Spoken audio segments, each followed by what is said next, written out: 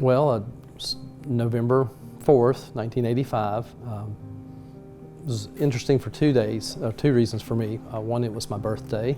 I was getting ready to turn 20, but it was really no laughing matter.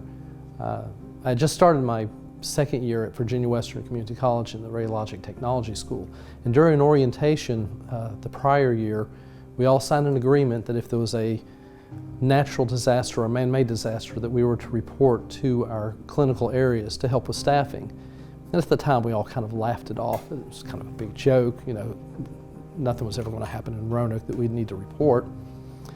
But like I said, November 4th was no laughing matter. I guess it was between 10:30 and 11:30 in the morning. I was looking out my window, and I lived about a mile off of 419 in the Hanging Rock area off Route 780.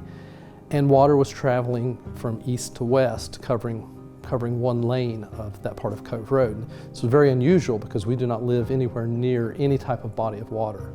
But there's a small creek about a mile away, but it's a much lower elevation, so this was kind of concerning. So I get on the phone, I call my father and my mother. My father's working at the PA Federal building at the time. My mother works off Jefferson Street.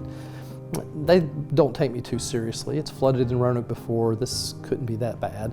But I hang up from them and decide that I probably need to fulfill my obligation to Virginia Western and to the Commonwealth of Virginia.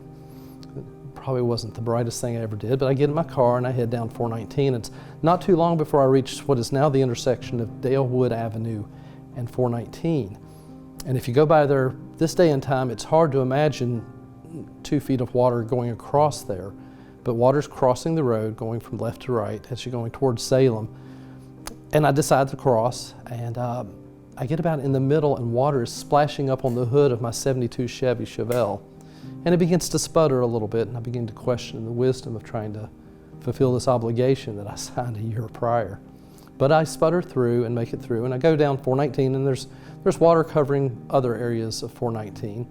And it's not quite as bad until I reach the bridge there at what was Willow Creek Apartments, which crosses the Roanoke River. It's the last bridge before you get to LewisGale Medical Center.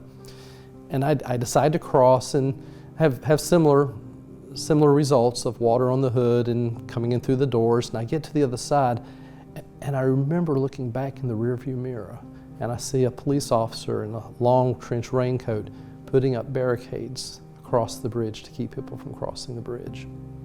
So long story short, I make it to LewisGale, and people look at me and say, "Are you crazy?" And I said, "Well, maybe a little bit."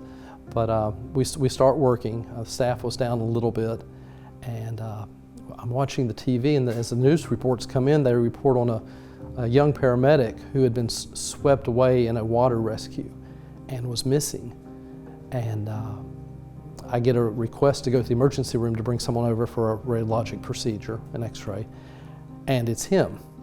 And we bring him into the room, and I said, "Do you realize you're a hero? You're still reported missing." And of course, he didn't know any of this. He just knew that he'd been swept away on Tinker Creek.